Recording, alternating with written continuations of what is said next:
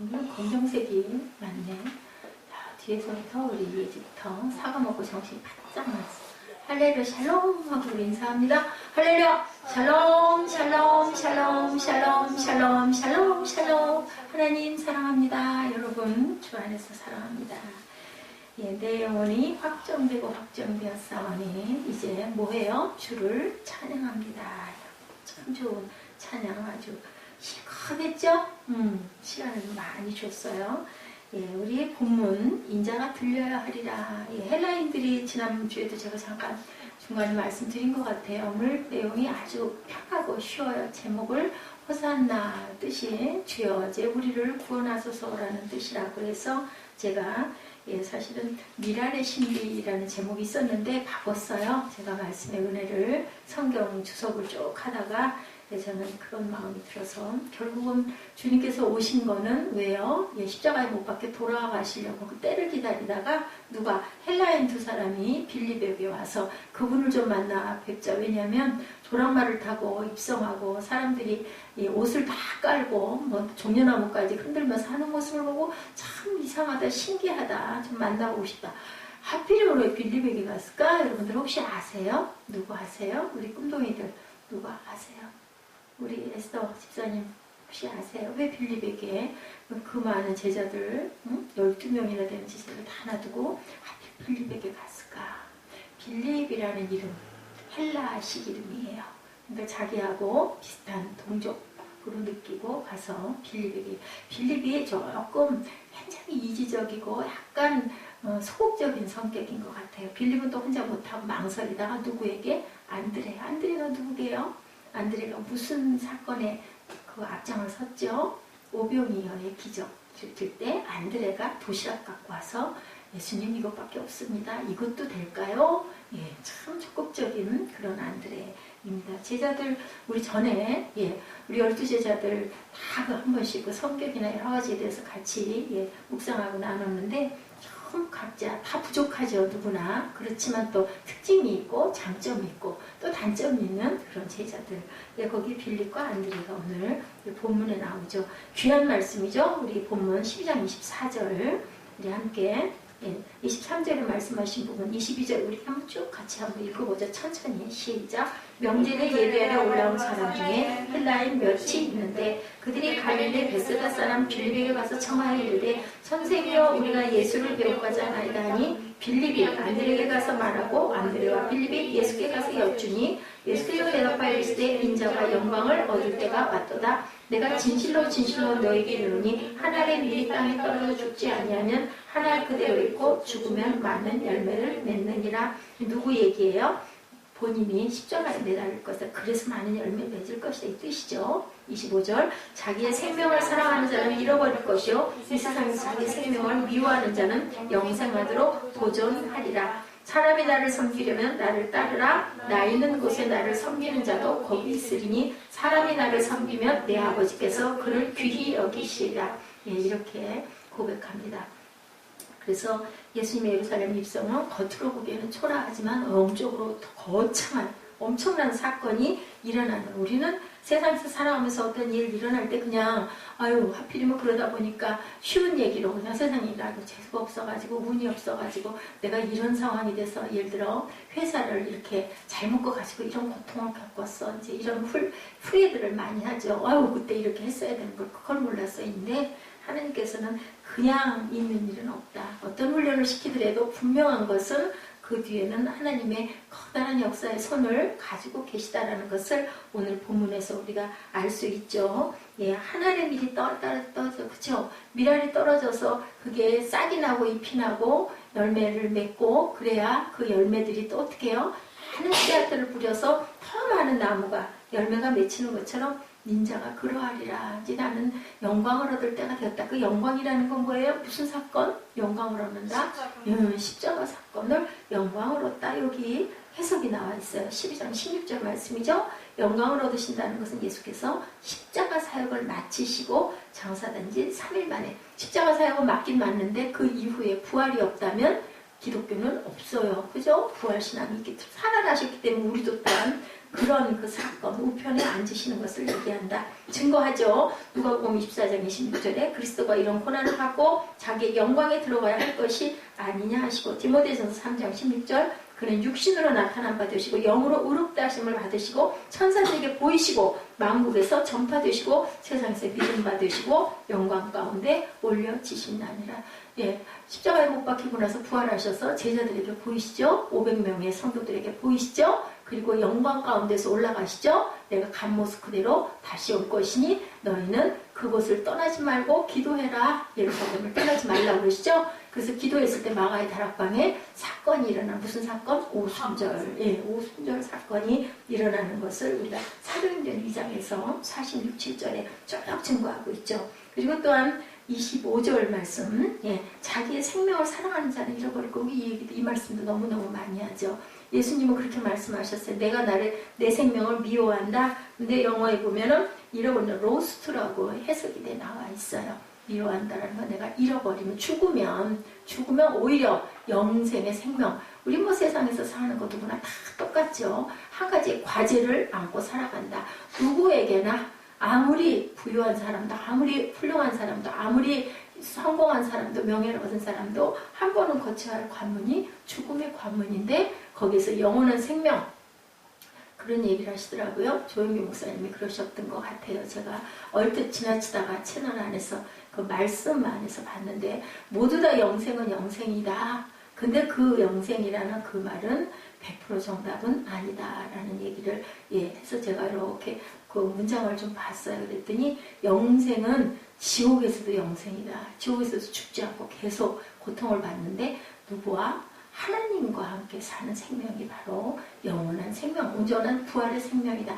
맞죠? 그렇기 때문에 답은 하나님과 함께 영생을 해야 된다. 지옥은 하나님이 안 계신 데다라는 것을, 세상에서도 우리가 그저 우리 그 부활 생명을 가질 수 있는 건 하나님과 함께 우리가 항상 언제 24시간 잠을 잘 때 우리 기억이 없더라도 기도할 때 잠자면서 기도하고 또 깨면서 눈 뜨면서 기도하면 그 안에 하나님께서 우리의 모든 것들을 책임져 주신다는 그 마음을 갖고 갈 때 정말 영원한 축복받는 생명이다. 마태복음 16장 19절이죠. 내가 천국 열쇠를 내가 너에게 준다. 누가 주셨어요? 하나님이지. 하나님께서 주셨다라는 거예요. 그러면 하나님이 나와 함께 한다는 뜻을 갖고 있죠. 그렇기 때문에 영원한 생명의 천국에 우리가 거할 수 있다라는 것을 여기서 말씀하죠. 하늘에서도 매이다. 뭘 매면 무엇인지 매면, 땅에서 무엇인지 풀면 하늘에서도 풀린다. 그래서 내가 땅에서 누군가를 용서하면 하늘에 계신 하나님도 나를 용서해 주신다.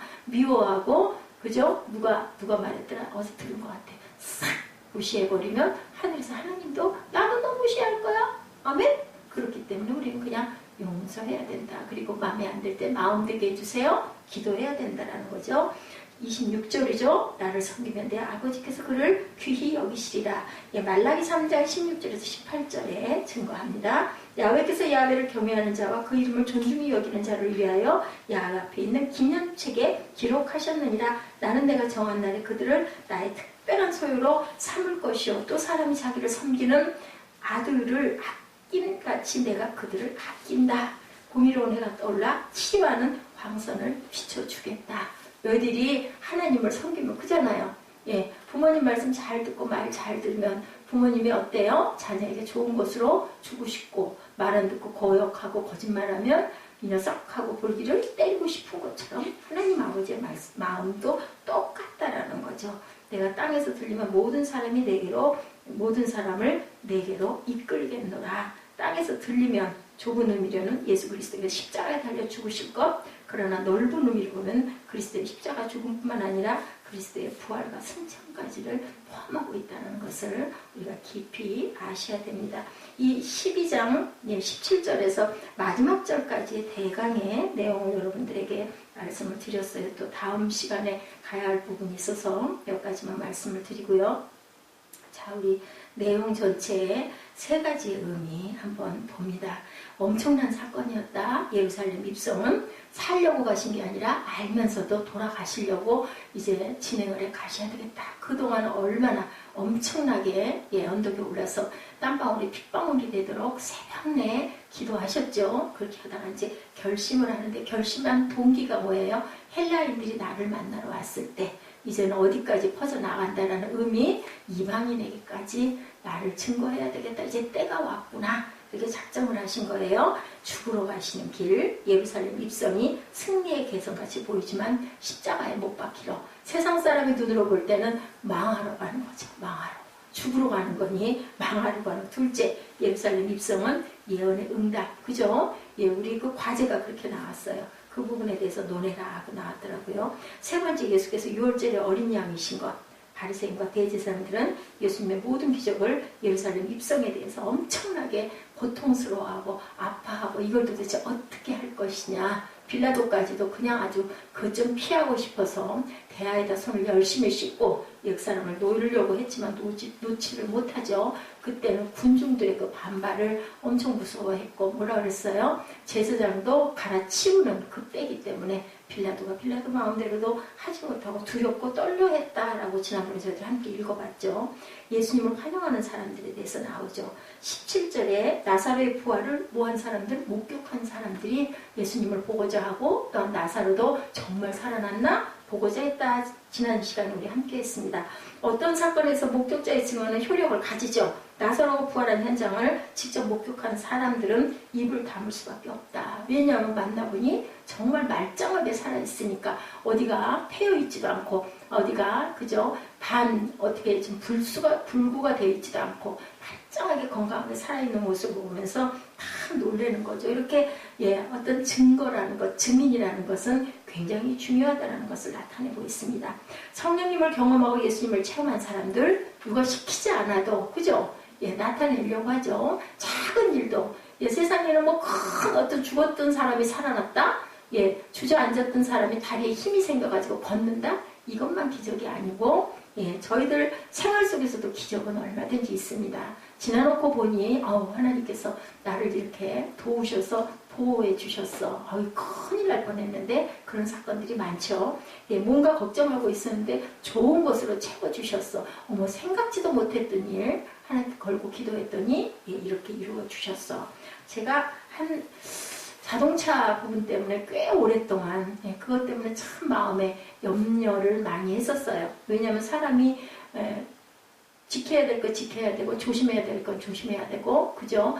돌아볼 건 돌아봐야지 무조건 내가 정말 다 깨져 나갈 것 같은 차를 타고 다니면서 하나님이 나를 언제까지나 보호하실 거야. 그래서는 안 되죠.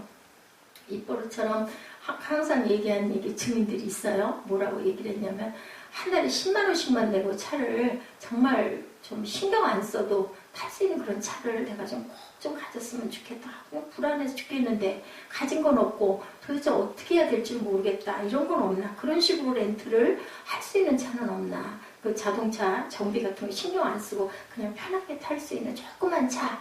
그렇게 절약할 수 있는 차는 혹시 없을까 했는데 그때는 그냥 계속 막연하게 아무리 찾아봐도 그런 조건의 차는 없었고 막연하게 생각을 했는데 그렇게 하고 한 10개월, 1년여 가까이 지난 어느 날 갑자기 그죠? 물론 10만 원은 넘었습니다만은 비슷한 가격의 차를 편하게 너무 이쁘고 좋은 차를 하나님께서 여러 가지 어려움도 있었고 여러 가지 그죠? 상처도 있었고 과정도 있었지만 몰랐는데요. 정말 몰랐거든요. 예비하고 계신 하나님의 은혜가 제가 정말 오늘 감사를 했습니다. 차를 찾아가지고 차가 컸다가 너무 작아지니까 막 정말 꽉꽉 차가지고 어떻게 할 수도 없고 다 비워냈는데도 불구하고 짐들이 그냥 뭐 어디다 놓을지 도대체 어떻게 해야 될지 너무 낯설죠. 그러면서 그거를 익히느라고 한 2-3시간 실갱이를 하고 했는데 참 마음의 생각은 하나님께서 정말 보고 알고 예비하고 계시구나라는 생각을 했습니다. 저는 그 차가 경유차였기 때문에 샀고요. 유류비가 절감이 되면 한 달에 내가 그동안 내던 부분에서 그 기름값을 제하고 하는 한 10만 원 정도만 한 5-6만 원은 그걸로 저는 대치가 되고 한 10만 원 정도만 가지면 내가 입버릇처럼 얘기했던 것처럼 여러분들 이 부분에 장단점 물론 있겠죠. 제가 조금 좀 아픈 소리도 많이 들었습니다만은 이것은 하나님이 하신 일입니다. 왜냐하면 마지막까지 제가 기도를 했었거든요. 색상을 놓고 갈등을 좀 했어요. 그러면서 마지막 기도가 뭐였냐면은 만약에 왜냐면 없었거든요. 차가 다 없고요. 아주 인기 없는 차 색상만 두세 가지 남아 있었어요. 근데 차 한 대를 잡았는데 자꾸 빨간 차 생각이 나고 이제 아들한테 걸었더니 아들이 무조건 빨간 차 했다고 밤중에 아주 분심이 생겨요. 아이고 이거 나중에 질릴 수도 있는데 밤에 문자를 했어요. 11시쯤인가요? 몇 분쯤에 아유 아무래도 과장님 안 되겠어요. 저 그냥 빨간 거 놓고요. 그냥 그레이를 갖고 싶은데 없겠죠. 왜냐면 그레이를 했다가 포기를 하고 빨간 차로 바꿨기 때문에 낮에 연락을 해서 그렇게 하고는 그냥 문자를 끊고는 뭐 아침이 돼서 그날 5시까지 오라는 얘기를 듣고 중고차를 보러 열심히 돌아다니는데 마땅하게 딱 맞아 떨어지는 그런 게 없었어요. 과장님 말씀이 5시까지 오시지 않으면 이거는 내가 갖고 있고 싶어도 갖고 있을 수가 없어서 날아가니 꼭 오셔야 됩니다. 안 되면 차는 못 사십니다. 원하는 색깔을. 그 얘기를 듣고는 멀리서 일산으로 어디로 돌다가 늦게 한 헐레벌떡하고 한 4시경에 도착을 하면서 어젯밤에 기도한 거 새벽에 기도한 게 있었죠. 색상을 내가 원하는 색상을 내가 딱 가질 수 있으면 하나님 응답이고요. 만약에 없으면 이거는 아니에요. 포기하겠습니다. 라고 갔어요. 아유 과장님 아무래도 저는요. 그레이 색상 말고요. 그냥 빨강인데 색상이 어떻게 돼 있어요 지금? 하고 물어봤더니 그 과장님이 참 경험이 많은 과장 정도 됐으니까 경력이 있었겠죠. 그랬더니 저기 목사님 아무 차나요? 원하시는 대로 제가 드리겠습니다. 차를 놓지를 못하고요. 빨간 차를 마침 누가 취소한 게 있어서 자기 아내 이름으로 10만 원을 계약을 하지 않으면 잡아놓을 수가 없으니까 주민등록이 들어가야 돼요. 자기 아내, 제 아내 걸로 이렇게 해서 2개를 놨는데요. 5시간 넘어가면 2대 다 하시고 싶어도 못 하십니다. 하나님이 응답하시는구나.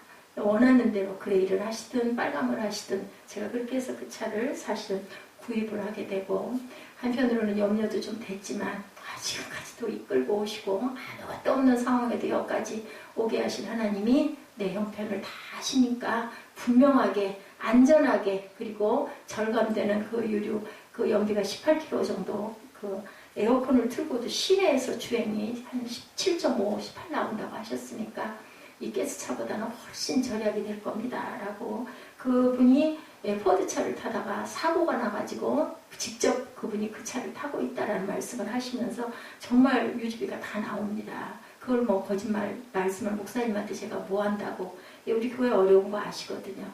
믿음이 갔어요. 그래서 일단은 그걸로 갈등을 많이 했지만 결정을 해서 차를 샀습니다. 여러분들 기도해 주시고 조금 제게는 좀 뭐라 그래야 되나요? 버거운 부분의 것이 없지 않지만 그 기도한 것이 저는 응답으로 이루어졌다. 그렇다고 매일같이 밤낮으로 자동차 놓고 기도하진 않았습니다. 그런데 하나님께서는 제가 부족한 부분, 제게 필요한 부분, 왜냐면 저는 정비공장 같은데 막 쫓아다니면서 중간중간 부속을 갈고 다니고 그럴 수 있는 능력도 힘도 보호자도 없는 사람이기 때문에 보호자는 하나님이시죠. 가장 큰 보호자는 간증으로 여러분들에게 전합니다. 사실은 11월 11일을 제가 날짜를 놓고 기도를 했고요.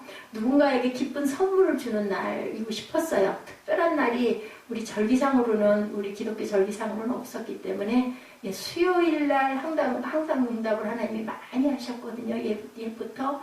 그래서 수요일이 좀 걸렸지만 11월 11일이 서로에게 축복하고 이렇게 지금도 여기 맛있는 달콤한 예쁜 빼빼로가 이렇게 올라와 있는데 이런 것처럼 이 마음처럼 하나님이 저에게 선물을 주셨습니다. 라는 마음으로 받고자 해서 제가 11월 11일로 해서 제가 이렇게 차를 제게 분에 넘치는 그런 차를 차가지고 참 많은 젊은 날 동안에 차를 좋아했고요. 차를 여러 대를 바꿨지만 오늘처럼 가슴이 흥분으로 그리고 또 무슨 그게 새 차여서도 아니고요. 값이 얼마여서도 아니고요.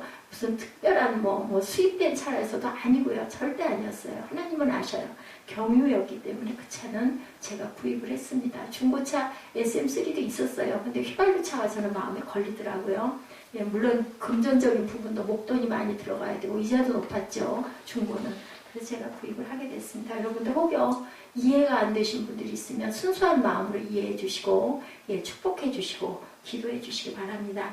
예수님께서도 하나님의 마음을 읽고 입성을 어떤 마음으로 내가 죽으러 간다. 근데 그렇게는 하고 난 다음에 나는 영광을 얻을 것이다. 영광이라는 건 부활한다라는 의미를 가지고 있다라는 것. 제가 지금 말씀드린 건 제 차가 중요해서가 아니라 하나님께서는 원하는 것이 그 사람에게 너에게 꼭 필요한 것이면 이렇게 응답으로 오랜 기간 동안 엄청 기다리다가 올해 눈이 오기 전에는 꼭 이걸 바꿔야겠습니다. 하나님 11월 안에는 이걸 정리할 수 있게 해주시옵소서. 왜냐하면 11월 20일경 돼도 눈이 오거든요. 미끄러워서 자신이 없고 날이 비만 와도 그 차가 조금 이상했었어요. 미끄러져 이렇게 자꾸 밀리는 부분이 있어서 기도했더니 이렇게 귀하고 이렇게 따뜻한 날 차를 제가 지닐 수 있게 해주신 하나님 은혜가 감사한데요.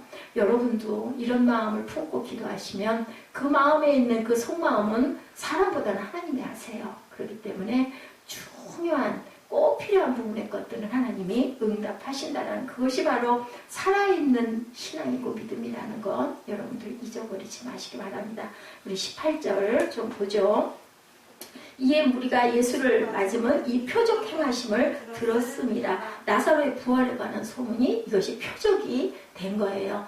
죽은 자가 살아난 것이 표적이었다는 거죠. 그러므로 인하여 예수님은 오히려 죽음에 한 발 더 가까이 당겨진 거죠. 그것 때문에 죽이려고 오히려 참 기쁜 일이잖아요. 근데 어떤 곳에나 세상에는 이렇게 즐겁고 기쁜 곳에서 그것을 다 축복해 주는 게 아니라 반대 세력들이 오히려 더 기승을 부린다는 것을 예수님 사건에서도 알 수가 있습니다. 복음은 착하게 살자, 의롭게 살자, 믿음 없는 것보다 믿음 있는 것이 낫다는 차원의 것이 아니다. 죽었던 자가 살아나는 것 같은 충격적인 것이라는 거죠. 저처럼 가진 것 아무것도 없는 사람에게 하나님께서 자동차를 주신 것, 다녀야 되고 그 부분이 다리가 가장 약한 것을 아신 거고, 아들의 그 적금을 아무 생각 없이 제가 간 다음에 아이에게 뭔가 공부할 수 있는 키트를 마련해 주겠다라고 그 10여 년 전부터 부었던 그것이 오늘날 이렇게 쓰일이라고는 저는 생각지도 못했어요. 그러니까 상가 주인에게 돈을 좀 빌려달라는 소리를 했는데 참 그게 안타깝기는 했지만 어쨌든 간에 저는 정말 귀하게 아름다운 열매를 꼭 맺고 마지막에 정말 잘했다 칭찬을 듣는 그러한 남은 인생을 더 열심히 살아야겠구나라는 다짐으로 오늘 기도를 했습니다. 헬라인 몇 명이 찾아왔죠. 셋째는 예수님을 반대했던 제사장들과 바리새인들. 그런 바리새인들 사이에 분열이 생겨요. 19절이죠. 바리새인들이 서로 말하되 볼지어다 너희 하는 일이 쓸데없다. 보라 온 세상이 저를 쫓는도다. 죽이려고 아무리 너희들이 비방을 하고 난리를 쳐도 모든 사람들이 예수를 따른다라고 이제 바리새인들이 얘기하죠. 어떤 상태? 자포자기에 빠졌어요. 예수님의 기적에 대해서 많은 사람들이 증인으로 나서고 예수님을 따르는 무리들이 많음을 보고 내분이 생긴 거예요. 뭐 죽여야 되느니 땅을 잃어버리느니 하고 하더니 분명한 거는 하나님의 아들이 맞는 것 같아. 군중 심리가 그쪽으로 막 기울어지는 거죠. 엄연한 사실을 은폐하라는 것 지난번에 우리 얘기했죠. 손바닥으로 하늘을 가릴 수 있다 없다? 없다. 그렇지만 내가 이렇게 할 때 가려지는 것 같기는 해요. 근데 상대방은 다 보이는데 하물며 하나님이 우리 속마음까지를 꿰뚫어 보시지 않겠느냐는 거죠. 예수가 예루살렘 성으로 입성하는 광경을 헬라인들은 그걸 보고 신기하다. 종려나무를 흔들면서 호산나 찬송하리로다 하고 소리를 지르는 걸 보고 길에다 옷을 깔고 환영하는 모습을 보고 도대체 저분은 누굴까? 참 알고 싶다. 그래가지고는 명절에 예배하러 올라온 사람 중에 그 몇 명이 선생님이여 우리가 예수를 뵙고자 하나이다. 근데 거기에 대답이 걸작이었던 거죠. 아까 말씀드렸죠. 빌립이 듣고 그 다음에 안드레에게 상의하고 둘이 쫓아가서 예수님에게 저 사람들이 좀 뵙고자 합니다. 그럼 대답을 그래 뭐 오라 그래라 라든지 아니면 나중에 내가 보겠다 라든지 아예 상관없다 얘기를 하셨을 건데 답이 엉뚱하죠. 23절에 예수께서 대답해 가르칠 때 인자의 영광을 얻을 때가 왔도다. 다른 말씀을 하는 거예요. 더 깊은 뜻을 갖고 있는 거죠. 헬라인들이 이제 나를 봤구나. 그러면 이제는 내가 하나님의 아버지의 영광을 얻을 때가 됐다라는 것을 그 제자들에게 얘기하죠. 하나의 밀이 땅에 떨어져야 죽어서 썩어서 그 다음에 많은 열매를 맺느니라 라고 얘기를 합니다. 사도행전에 예수 그리스도의 복음이 유대인 중심으로 흘러나가는 것들이 쭉 나타나고 있습니다. 이방인들인 헬라인이 찾아와서 예수님에 대한 호기심을 보였는데 누구라고? 당신은 누구냐고 물어보는 부분이 나오죠. 그래서 바로 베드로가 고넬료가 찾아오는 것을 처음에는 반대했다가 하늘에서 뭐가 내려왔어요? 바구니가 내려오죠. 그리고 먹지 못하는 음식이 부정한 음식들이 막 내려와서 앞에 어른어를 먹으라고 그러는 거예요. 먹으라고. 누가? 하나님이 성령의 음성으로 먹으라고. 어휴, 제가 저런 부정한 걸 어떻게 먹냐.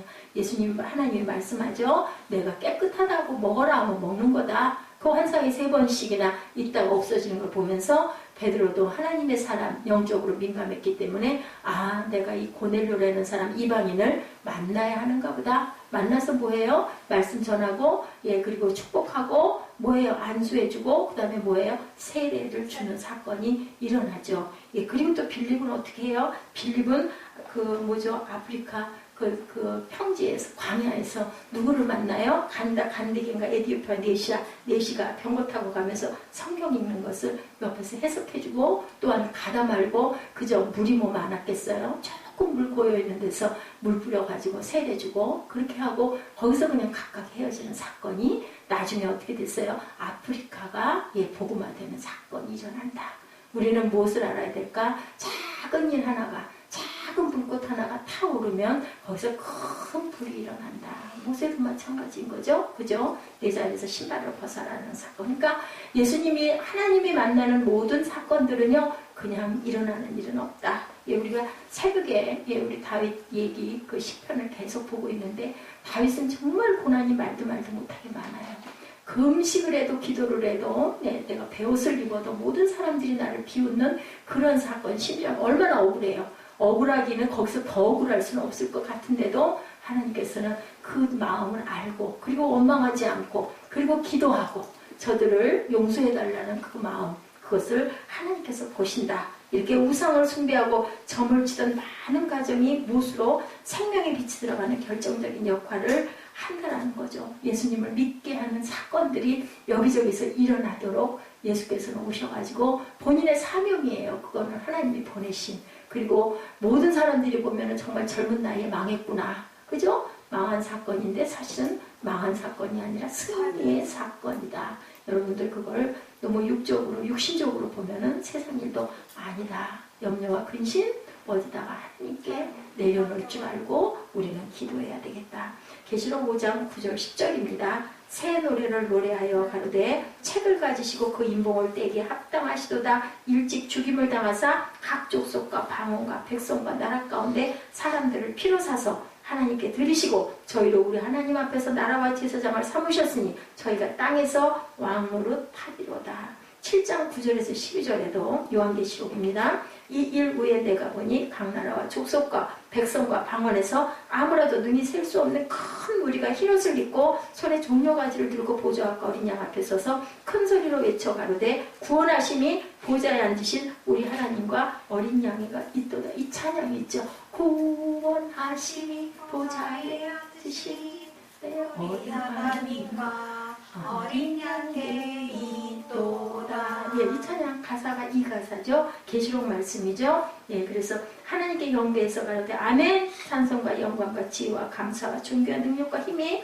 우리 하나님께 세세토록 있을지어다. 이게 바로 미랄의 비밀이라는 거죠. 우리 누구예요? 유효진 자매 그 두 번째 그 신곡 작곡해서 성가대들이 여성 그 중창단들이 그 찬양하는 거 저한테 그 보내왔더라고요. 카톡으로. 보니까 참 은혜다, 감사다, 영광이다. 그래 그렇게 아주 정말 힘이 없는 것 같고 연약한 것 같고 결단도 없는 것 같은데도 하나님이 주신 그 달란트를 아름답게 하나님께 드리려고 하는 그 마음. 그 곡이 뭐 대단하든 안 하든 세상에 많이 쓰이든 안 쓰이든 그래도 그릇에 담을 수 있었구나. 저는 참 그게 감사했었어요. 그래서 제가 축복하는 메시지를 보냈어요. 건강은 하나님께서 기본적으로 책임져 주실 거예요. 우리가 하나님께 봉사하고 헌신할 때 우리 생각에는 너무 피곤하고 힘들고 물질적으로도 자꾸 이렇게 자리가 나고 이런 마음이 들고 원망이 되고 판단이 될 수 있지만 중요한 것은요, 눈에 보이지 않는 축복이 분명히 있다는, 그거 믿음 없으면, 내가 부활의 신앙에 믿음이 없다면은 할 필요 없는 거예요. 근데 내가 바라보여지지 않는 것이 하나님께서는 진리로 역사하신다라는 것, 분명한 건 하나님께서 우리를 이끌고 가신다라는 것을 여러분들 믿으시기 바랍니다. 예수님을 믿고 교회를 세우면 저주받은 이 땅이 뭐예요? 복을 받는다. 하나님의 나라를 건설하게 된다. 근데 그 건설이 쉽냐는 거죠. 쉽지 않죠. 우여곡절 비바람, 그죠? 창수가 나기도 하고, 집이 무너지기도 합니다. 그러면서 조금씩 다져진다라는 거. 눈에 보이도록 훅훅 불어나고 막 정말, 그죠? 누구 말처럼 막 교회가 막 사람들이 쭉쭉 늘어나고 하면 얼마나 좋겠어요. 근데 그것이 과연 하나님 보시기에 어떨까? 이 부분도 우리가 좀 생각을 해봐야 된다. 숫자적으로 늘지 않는 게 온전하고 좋다는 뜻이 아니라 각자에게 주신 달란트가 있다. 아까 우리 맨 마지막에 요즘에 내가 하나님께 모든 것들을 드려서 제가 이렇게 제자 삼아 주시옵소서, 나를 써 주시옵소서 우리 찬양하잖아요. 그렇게 되기까지는, 그죠? 어때요?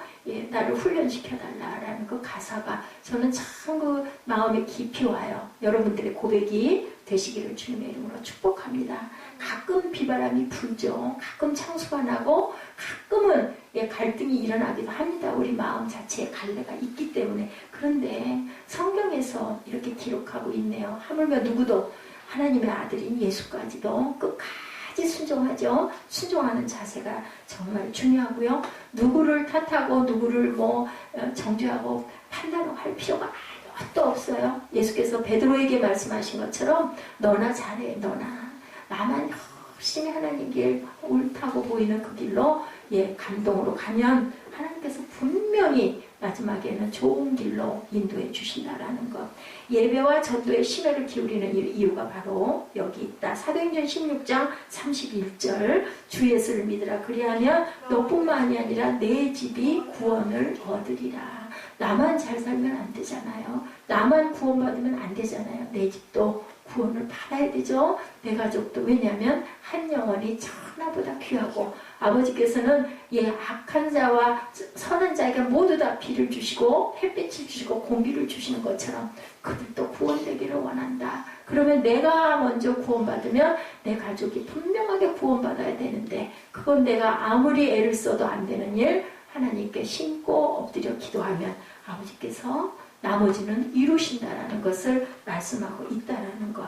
역사의 전환점이 되죠. 한 사람이 예수님을 믿고 구원을 얻는 것은 개인의 문제가 아니다. 한 국가와 나아가 모든 나라와 방언과 백성과 열방이 주님 앞으로 돌아오는 구원 사역인데 아무것도 아닌 일 같은 그 일이, 그죠? 그 빌립이, 그죠? 아프리카의 그 네시 간다게에게 가가지고 성경 이사야를 풀어주고 안수해주고 했던 그 사건이 그쪽 지역을 복음화로 물들이는 그러한 기가 막힌 사건들이 일어난다는 것. 그 능력은 바로 예수 그리스도시라는 것, 보혈의 피라는 것. 우리 한반도고요. 100년 전만 해도 쇄국정책, 누가? 대원군. 여러분들 배웠죠? 그리고 150년 전에는 어둠에 갇혀있던 땅이었어요. 그래서 언더우드가 그 인천항에 도착하면서 이 땅은 캄캄한 절망성에 있는, 흑암에 있는 땅입니다 하고 언더우드의 기도가 있습니다. 그런데 분명한 것은 그 언더우드가 그렇게 기도했어요. 분명히 100년 뒤에는 이 땅에 하나님의 빛이 드리울 것입니다 라고 그렇게 고백하고 기도를 했거든요. 딱 그 도착하자마자 무릎 꿇고 앉아서 기도했던 기도문이 있습니다. 그런데 어떻습니까? 지금, 그죠? 150여 년 역사가 기독교가 들어온 지 150여 년 가까이 되는데 이런 나라로 만듭니다. 선교국으로 하나님께서 만드셨죠. 한반도가 근대화의 눈을 뜨고 교육과 의료를 실시하게 된 동기가 바로 뭐였다고요? 복음이었다. 24절 말씀이죠. 하나님의 미랄이 땅에 떨어져 많은 열매를, 죽어야 많은 열매를 맺는다. 이방인이 돌아오는 사건을 보시고 예수께서는 미랄의 원리에 대해서 말씀하죠. 예수님도 미랄, 그죠? 우리 순교한 우리 많은 선조들도 그 미랄로 인하여서 우리나라는 순교한 사람들의 피가 순교한 우리 많은 오신 어떤 그 선교사님들의 피가 이 땅을 이렇게 성시화시켰다는 것. 일본은 순교가 없대요. 그렇기 때문에 그 나라가 아직도 그렇게 신이 8,000신이라고 하죠. 그 신들을 섬기고 사랑한다. 그 안에 신을 섬기는 마음은 하나님을 사모하는 마음이 있기 때문이에요. 우리는 하나님을 그렇게 만드셨기 때문에. 예, 우리가 그 진화론을 따랐던 우리는 사람이 아니고 동물의 진화기 때문에 그것은 하나님의 형상이 아니고 하나도 없는 거죠. 그렇게 보면.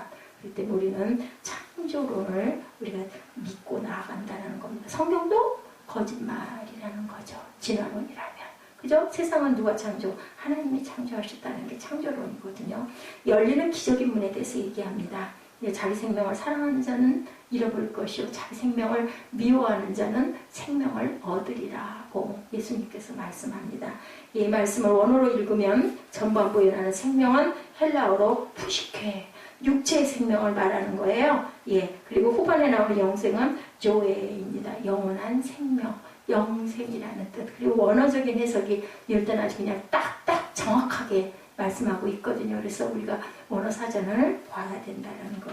예, 항상 우리가 먹고 새끼 먹는 것이 급급하지만 아침마다 뭐예요? 조깅하고 헬스클럽 가서 에어로빅 하죠. 육체를 위해서는 해야 하는 일인데 영원한 생명이 탄생하는 것은 육체를 죽여야 영원한 생명이 탄생한다. 26절 사람이 나를 섬기려면 나를 따르라. 나 있는 곳에 나를 섬기는 자도 거기 있으리니 사람이 나를 섬기면 내 아버지께서 저를 귀하게 여기시리라. 우리가 예수님을 믿고 따르면 하나님 아버지께서 우리를 어떻게 한다? 귀하게 여기신다라는 거죠. 생명은 귀하죠. 한 번밖에 살 수 없는 생명이고 살아있는 생명이 귀한 것 기회가 주어져 있기 때문에 죽고 나면 기회를 아무리 찾고 싶어도 찾을 수가 없기 때문에 살아있을 때 우리가 온전하게 하나님을 깨닫고 하나님 안에 내가 속할 수 있도록 여러분들 좋은 기회, 좋은 시간과 좋은 찰나를 주셨다. 우리가 항상 하나님의 크로노스의 그 시간들을 우리가 항상 아름답게 사용해서 하나님의 나라에 들어가야 할 줄로 믿습니다.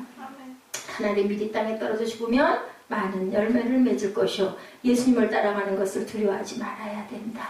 거기에 무엇이 있기 때문에 영원한 생명이 있기 때문에 우리는 아니까 무엇을 통해 아니까 성경을 통해서 아니까 크로노스의 시간이 우리에게 무엇을 주세요? 영생의 시간 찰나찰나를 주신다는 것을 우리가 알죠. 한민족을 통째로 바꾸는 방법은 군사를 파병하는 것이 아니라 한 사람의 선교사를 파송하는 것이다. 총칼도 들지 않았고 힘없어 보이는 그러한 사람인데 그 선교사가 가서 거기서 죽어져서 그죠? 순교하고 죽어져서 가족도 죽어져서 거기 가면 아이들도 지금은 그래도 그전보다 많이 낫죠. 그냥 당연히 죽어요. 부인을 지난번에 거기 우리 성리순례 거기 가보니까요. 절두산 그쪽 그래서 거기 쭉 있는 그 선교사들 그거 보니까 그냥 아내가 죽고 또 죽고 두 번째 세 번째 얻고 왜냐하면 못 견디는 거죠. 가가지고 그 풍토도 다르고 물도 다르고 오죽하면 어떤 분이 선교사로 가려고 하다가 아내가 질병으로 인하여 도저히 그쪽에 갈 수가 없다 보니까 내가 그러면 열심히 돈을 벌어가지고 선교 사업을 열심히 할 거야 그랬대요. 아버지가 다행히 의사였대요. 치과 의사였대요. 그래가지고 그 아버지가 무알콜 그 포도주를 만드는 일을 하셨다고 그러더라고요. 그걸 해가지고 교회마다 그냥 헌납을 한 거예요. 포도주를 만들어서. 그래서 그걸 열심히 도와가지고 그 포도주 그 창시자가 됐다라는 그걸 제가 예화를 봤습니다. 이런 것처럼 결국은 몸으로 그렇게 못 심을 경우에는 물질로라도 해가지고 많은 선교사들, 많은 교회들에게 그 포도주를 성찬에 쓸 수 있는 포도주를 나눠주는 사업을 하다 보니 엄청난 부를 하나님께서 주시고 그것으로 내가 먹고 살아가야 얼마나 갖고 먹고 살겠습니까? 그거 먹는 거. 우리가 정말 어려움이 있다 보니까 그것 가지고도 우리가 서로 눈을 흘릴 때가 많지만 그 한계가 있거든요. 먹고 쓰는 거. 누구도 하루에 3번 이상은 못 먹고 먹어봐야 비만만 되죠. 그죠? 중요한 것은 하나님의 나라가 중요하다는 것. 하늘의 미리 땅에 떨어져 많은 열매를 맺는다는 것을 예수께서는 말씀하신 것. 여러분들 기억하시고 예, 제가 참 기억이 나네요. 우리 김용 형제님 처음에 오셨을 때 벌써 여러 해가 됐네요. 이 하늘의 밀이 땅에 떨어져 썩어지면 많은 열매를 맺느니라는 것을 헌금봉투에다 참 오랫동안 쓰셨던 것 같아요. 이렇게 귀한 열매가 되시기를 주님의 이름으로 축복합니다. 우리 서로에게 축복하는 인사 눈보고 한번 할까요? 썩어지는 귀한 열매 되시라고 우리 서로에게 축복합니다. 썩어지는 귀한 열매 되십시오. 할렐루야. 아멘, 아멘, 아멘, 아멘, 아멘. 하나님 사랑합니다. 우리 찬양하고 결단하고 축도로 예배를 마치도록 합니다.